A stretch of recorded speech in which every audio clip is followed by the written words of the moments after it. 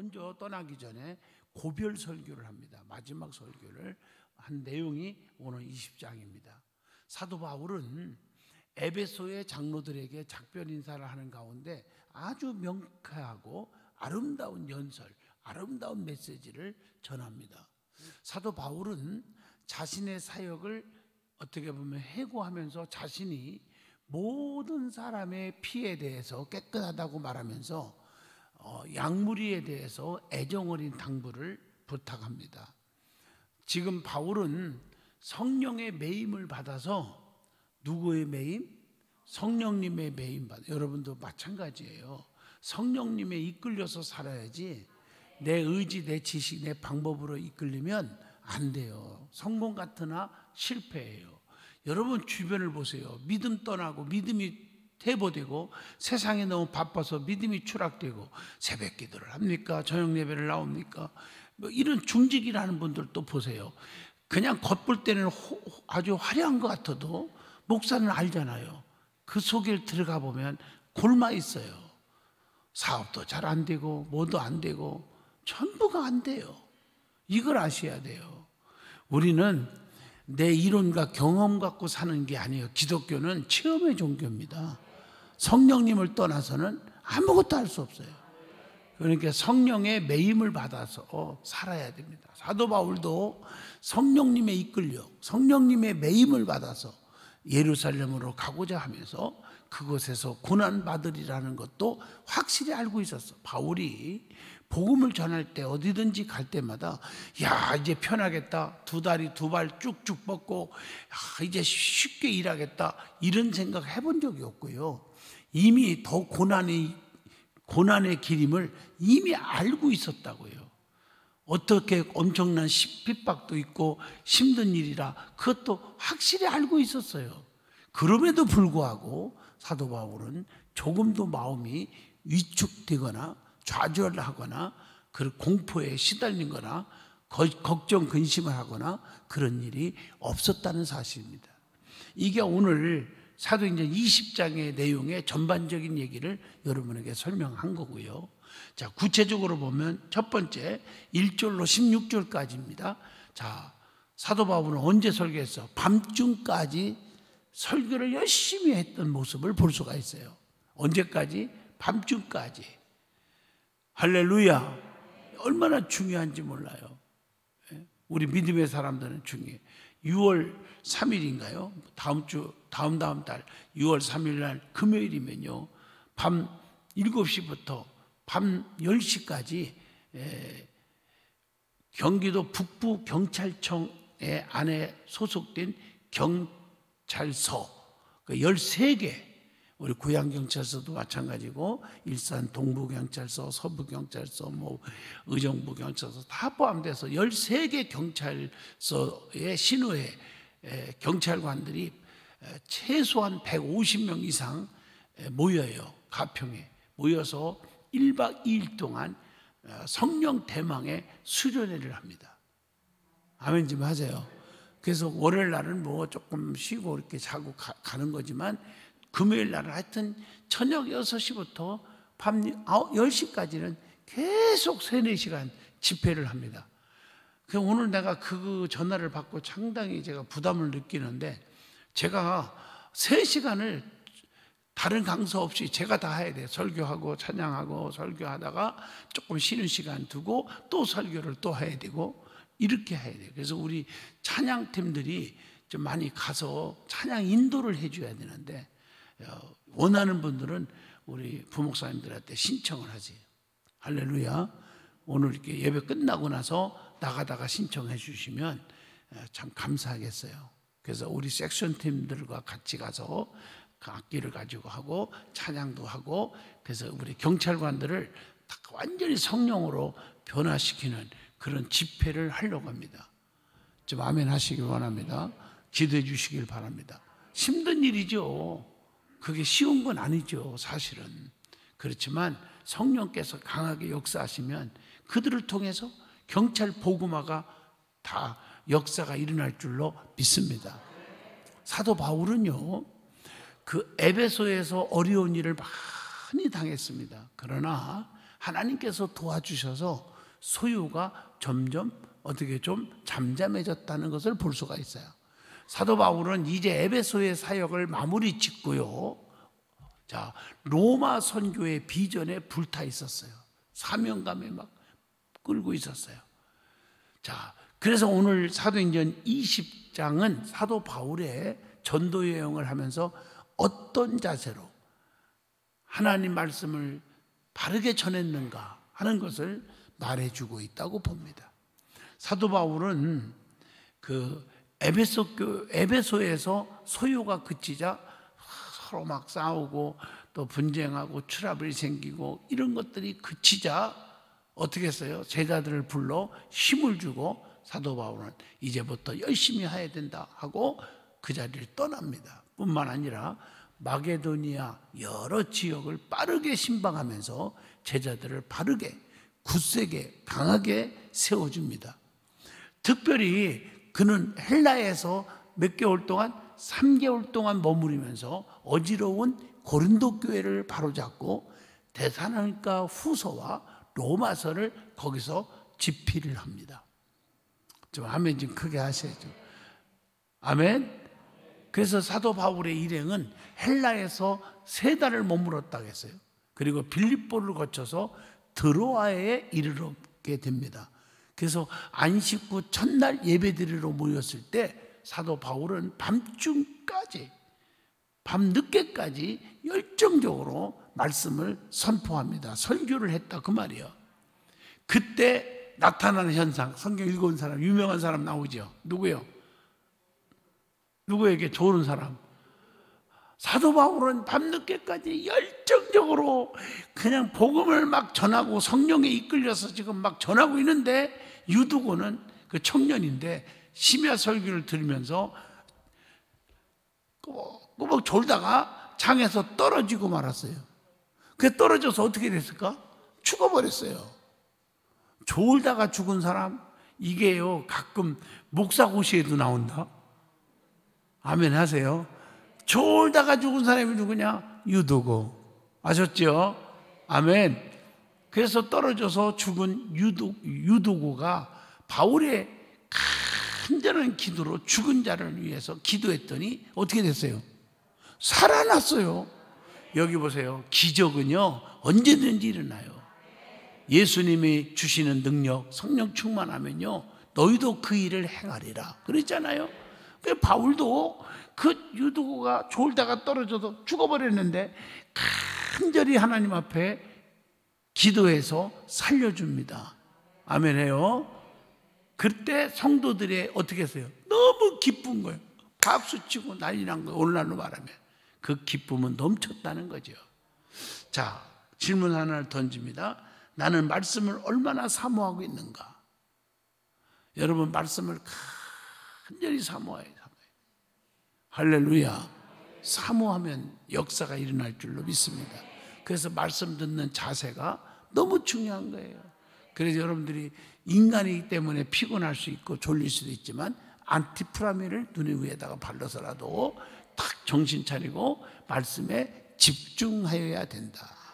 이제 알아들었죠? 아주 중요해요. 말씀에 집중해야 돼요. 인간은 어쩔 수가 없어. 그렇게 안 하면 안 돼요. 저도요 오늘 참 피곤하지만 아침에 차를 몰고 서울 노회 사무실에 가서 각 교회들이 그 당회한 당회록을 검사를 받는 시간이에요. 근데 그 검사하는 게 누가 검사하냐면 규칙부에서, 쉽게 말하면 규칙부에서 검사하는데 제가 규칙부장이에요.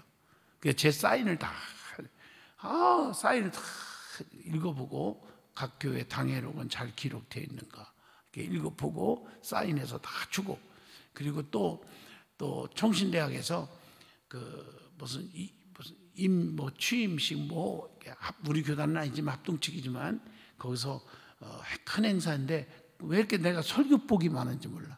그래서 저보고 설교해달라고 그래서 거기 가서 설교하고, 그리고 이제 너무 피곤하잖아요. 그리고서는 이제 교회로, 든든한 교회로 오는데 어떻게 졸리는지 큰일 날 뻔했어요. 너무너무. 근데 차는 반자율주행이 되거든요. 너무 졸려서 어떻게 방법이 큰일 나겠더라. 자율주행을 조금 넣고 그러면 이렇게 딱딱딱 하면 서거든요. 차가 이렇게 오면 툭툭 서고 이렇게 뭔 말인지 알죠? 차 타는 분들은. 그렇게 해서 막 이렇게 보고 그래갖고 제가 어떻게 했는지 아세요? 막 꼬집고 그냥 막 내 몸을 막 툭툭 치고 막 찬양을 부르고 그래도 안 돼갖고 갓길에서 세워놓고서는 한 10분 조금 놓다가 일어나서 그리고 운전하고 간신히 왔어요. 그러니까 인간의 육체는 그럴 수도 있더라고요. 그렇지만 집중해야 돼요. 말씀에. 이제 알아들었죠? 그래서 유도와 같은 자가 나오지 않기를 축원합니다. 그래서 저는 이걸 보고 육신적으로 떨어져서 죽었겠지만 육신의 죽음만을 보는 게 아니라 영적으로도 죽으면 안 된다는 거죠. 늘 깨어 있어요. 늘 깨어서 기도하고 늘 기쁘게 찬양하리. 늘 깨어 있어야 된다. 할렐루야. 자, 두 번째는 17절로 27절이죠. 회개와 믿음을 증거했던 사도 바울을 볼 수가 있습니다. 특별히 오늘 본문을 보면 이 본문을 통해서 바울이 에베소에서 복음을 전파한 그 복음의 내용이 무엇인지, 그리고 그 복음을 전하는 내용이고, 그리고 어떤 자세로 복음 역사를 섬겼는지를 여기서 알 수가 있습니다. 그 사도 바울의 복음을 전하는 자세가 어땠습니까? 읽어봤죠? 19절 어땠어요? 겸손과 눈물로 상한 목자의 심정으로 전했다. 마찬가지입니다. 오늘날도 주의 목사님들 참 겸손과 눈물로 목자의 심정으로 복음을 전하는 겁니다. 아멘 하십니까? 뭐 성도들 보이는 데서 눈물을 흘리고 그런 것 같으죠? 아닙니다. 눈물을 흘릴 일이 왜 없겠어요? 사랑하는 성도 여러분, 그 심정을 이해해야 돼요. 그리고 복음을 위해서 일하다 보면 성령의 역사만 일어나는 게 아니라 때로는 사탄이 덤벼요. 그 사탄의 시험이 온다고. 그걸 사도 바울은 잘 참았고 견뎠다는 거죠. 여러분들도 복음을 위해서 열심히 주의 일하다 보면 뭐 사탄의 역사가 있어요. 뭐 친구들을 통해서 사탄이 있고, 욥도 친구들이 괴롭혔잖아요.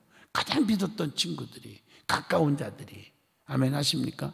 여러분들이 복음을 위해서 열심히 일하다 보면 가족을 통해서든지 누구든지 어떻든 간에 사탄의 시험이 온다고요. 또 교회 안에서도 그러지 아니할 중직들이 너 교회 온 지 얼마나 된다고 설치니 이따위 소리나 했었고, 마귀 장난하는 성도가 교회 안에 어느 교회든지 있다는 거예요. 그걸 때려잡기 위해서 제가 힘들어도 전국 방방곡곡 부흥회를 다니는 거예요. 그거 다 해결시키고 때려잡아갖고 오는 거예요. 왜 아멘 안 하셔? 믿습니까? 그래서 가는 곳마다 다 변화되고 부흥이 되고 그렇잖아요. 그 사명이 그거예요.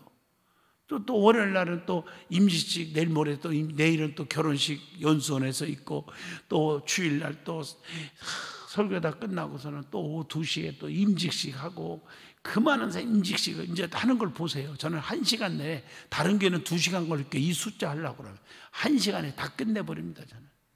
아멘 좀 하세요. 제가 어떻게 지혜롭게 하는지를 보시면 될 거예요. 다른 교회에서 볼 수 없는 임직이 아주 심플하게 시간 질질 안 끌고 합니다. 할렐루야. 딱 하고, 그리고 또 피곤하지만 또 월요일 날 또 여기서 또 8시, 9시쯤 출발해서 10시 반에 오산리 기도원 집회 10시 반 집회를 하고, 집회 끝나자마자 12시까지 끝나고 축도고 뭐고 다 다른 사회자한테 맡겨버리고 도망 나와서 연수원에 가서 또 서울 관악루의 여전도의 연합회 임원들이 또 많이 교회 연수원에서 또 회의가 있고 기도회가 있어요. 거기 가서 또 만나서 권면하고, 그리고 바로 그분들하고 한 20분도 얘기할 시간이 없어요. 시간이 쪼갰어요. 그래서 바로 막 다 또 차로 몰고 행신역까지 2시까지 도착해서 KTX 타고 포항역으로 가야 돼. 포항역에 가가지고 거기서 또 1시간을 또 승용차가 대기하고 있을 거예요. 그 타고 또 1시간 가서, 여러분 포항에 가면 손 이렇게 드는 거 보셨죠? 알죠? 그거요. 이거 호미꽃 교회랑, 우리 호미꽃 무슨 교회인데? 예? 그 교회, 우리 교단이에요, 교회. 3년 전부터 집회한 걸 코로나 때문에 연기하다가 드디어 다음 주에 가는 거예요, 여기에. 가서 복음을 다 전하고, 목요일 날 또 아침 또 일산에 와서 할 일이 태산. 그리고 그 다음 주일 지키고 월요일 날 또 미국에 또 비행기 타고 뉴욕에 가야 돼. 14시간을 비행기 타고 가야 돼. 14시간. 기도해줘야 돼요, 해줘야 돼요. 내가 왜 이런 얘기를 하냐면은, 주의 종들의 사명이라는 게 참 이렇게 힘든 거예요. 힘들어도 뭐 졸려도 피곤해도 해야 되는 거예요. 사도 바울이 그래서 겸손과 눈물로 상한 목자의 심정으로 전했다. 몸이 상하지요, 솔직히. 아멘이에요. 그리고 양들에게 유익한 것이라면 무엇이든지, 성도들에게 유익한 것이라면 무엇이든지 꺼리낌 없이 복음을 전했던 사도 바울의 모습을 볼 수가 있습니다. 자, 그러면 바울이 전한 메시지의 핵심이 무엇입니까? 다시 물어봅니다. 자, 그게 어디에 나와요? 21절에 나옵니다. 어디 나온다고요? 21절에. 21절 한번 보겠습니다. 유대인과 헬라인들에게 하나님께 대한 회개와 우리 주 예수 그리스도께 대한 믿음을 증언한 것이라. 아멘.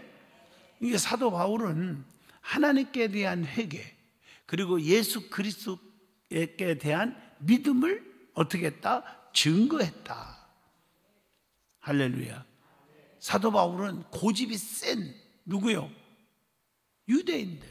고집이 센 유대인들 뿐만 아니라 지성적이고 꾀가 많은 헬라인들에게까지도 하나님 앞에서 그들의 죄를 깨우치고 예수님을 믿고 사죄의 은혜를 덧입도록 열심히 복음을 전하고 도왔다는 사실을 여기서 알 수가 있습니다. 사도 바울은 현재 심령의 매임을 받아서 예루살렘으로 가고자 했어요. 그러나 거기에는 많은 환난과 결박이, 핍박이, 고통이 기다리고 있다는 것이 분명한 사실입니다. 그러나 사도 바울의 자세가 어떠했습니까? 아유, 니느웨로 가라니까 다시르스로 도망간 자가 누구죠? 요나처럼. 아유, 나 피해야지. 그랬어요, 안 했어요? 안 했습니다. 사도 바울의 자세가 어땠습니까? 24절에 나오죠. 24절. 자, 내가 달려갈 길과 주 예수께 받은 사명, 곧 하나님의 은혜의 복음을 증언하는 일을 마치려 하면은 나의 생명조차 조금도 귀한 것으로 여기지 아니하니라. 이게 목숨을 바친 자예요. 사도 바울은 장가도 안 간 자잖아요. 젊음을, 시간을, 물질을, 모든 지식을, 자기의 생명까지도 주님을 위해서, 복음을 위해서 바친 자가 사도 바울입니다. 바울은 복음 증거하는 일을 마치려 하면은 자기의 생명을 조금도 귀한 것으로 여기지 않았다. 한번 생각해 보세요. 그런 자가 교회 안에 몇이나 있을까요? 조금만 자기 바쁜 일 있어도 예배 빠지고 다 그러잖아요. 자기 일이 우선이고. 그런데 더군다나 생명까지도 아끼지 않고, 이건 말할 수 없는 거잖아요. 즉 뭐 사업장 때문에, 뭐 때문에, 가게 때문에, 뭐 때문에 하고 다 빠지는 거 아니에요? 사도 바울은 생명조차도 귀한 것으로 여기지 않았어요. 자, 그렇다면 질문 하나 던지죠. 나는 어떤 상황 속에서도 복음 증거를 멈추지 않을 수가 있느냐 하는 질문을 던져봅니다. 자, 마지막 세 번째입니다. 28절로 38절입니다. 오늘 20장. 눈물로 각 사람을 열심히 훈계한 사도 바울의 모습을 볼 수가 있습니다. 그래서 이 본문은 사도 바울의 고별 메시지 마지막 부분이거든요. 바울은 에베소 교회의 장로들과 고별사를 매듭짓는 마당에서 두 가지 요지로 간곡한 권면을 합니다. 몇 가지? 두 가지. 이 본문을 통해서 영혼을 지키는 목자와 감독자의 자세를 배울 수가 있죠. 여기서 바울은 에베소 장로들에게 자신들과 하나님의 피로 사신 모든 성도들 양떼를 위하여 뭐 하도록 권면했어요? 항상 깨어 있어야 된다라고 권면합니다. 사도 바울은 자신이 에베소에서 어떻게 양떼를 권면했고 보호하였는가를 항상 기억하면서 감독자의 직분을 잘 감당할 것을 부탁을 한 내용이 나오죠. 그러면 바울은 어떻게 양을 이리에게로 이리에게서 보호했습니까? 양들은 이리 떼들이 와서 물고 뜯고 잡아먹으면 안 되잖아요. 우리의 믿음을, 우리의 영혼을 잡아먹으면 안 되잖아요. 아멘 해봐요. 이리들이 와서 우리를 가난하게 하고 망하게 하고 병들게 하고 믿음 뚝뚝 떨어지게 하고 그러면 안 되잖아요. 사도 바울은 그래서 양들을 이리에게서 어떻게 보호했냐는 거예요. 그게 31절에 나옵니다. 자, 31절 보세요. 찾아보세요. 다 같이. 그러므로 여러분이 읽게요. 내가 3년이나 밤낮 쉬지 않고 눈물로 각 사람을 훈계했던 것을 기억하라. 아멘이죠. 할렐루야. 여러분들 성도들 위해서 주의 종이 기도해요, 해요? 기도하죠. 기도 안 하면 그 목자가 아니죠. 여러분들이 수시로 정말 지역장들을 통해서 열심히 있는 지역장들은요, 저한테 문자가 굉장히 많이 와요. 아무개 전화번호까지 이름까지 하면서 몸이 아픕니다. 수술 들어갑니다. 뭐합니다. 그냥 정말 한 번도 내가 거절하거나 전화 안 한 적이 없어요. 다 전화를 걸어요. 그 상대방이 무슨 사정인지 몰라도 바빠서 못 받았고 그런 경우만은 빼놓고는 다 걸어드려요. 제가 힘들어도. 운전하면서도 전화를 걸어드리기도 하고. 저 합니다. 제가. 이게 목자의 심정이죠. 할렐루야.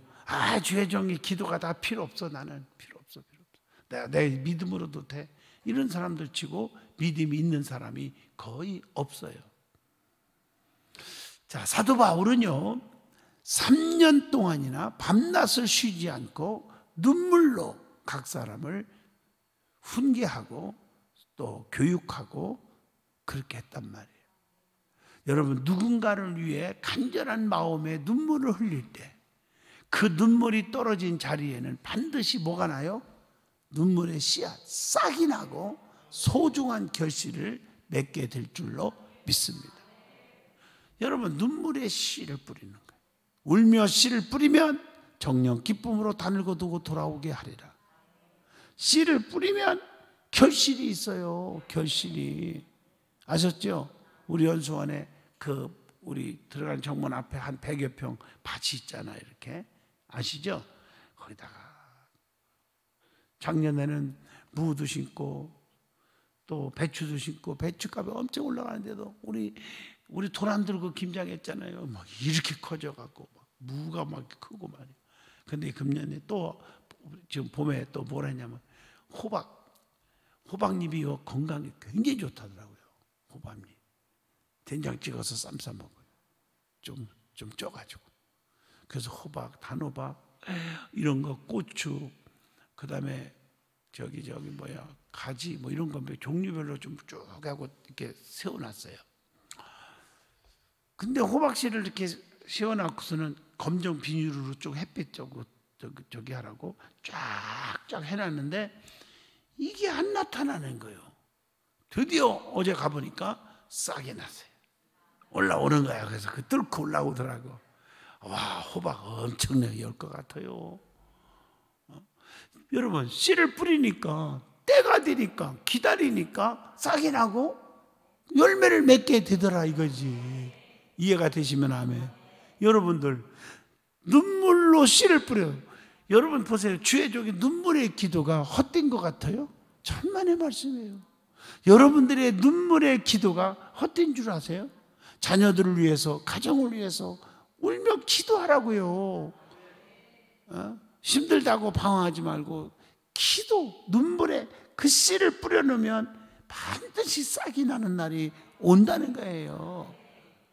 그러면 나는 눈물로 기도하는 사람이었는가? 라는 질문을 각자에게 던져줍니다. 여러분, 기도로 해결한 적이 있습니까?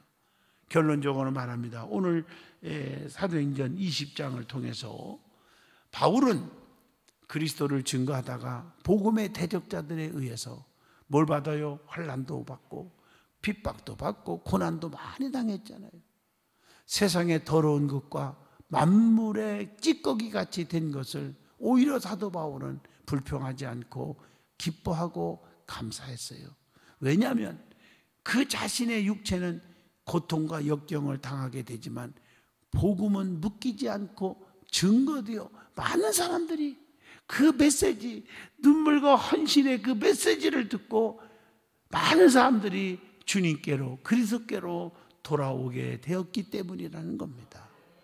여러분들이 힘들고 신앙생활 하다 보면 핍박도 받지만 그 내가 열심히 헌신함으로 인해서 열매가 맺어진다면 그게 기쁨이 아니겠습니까?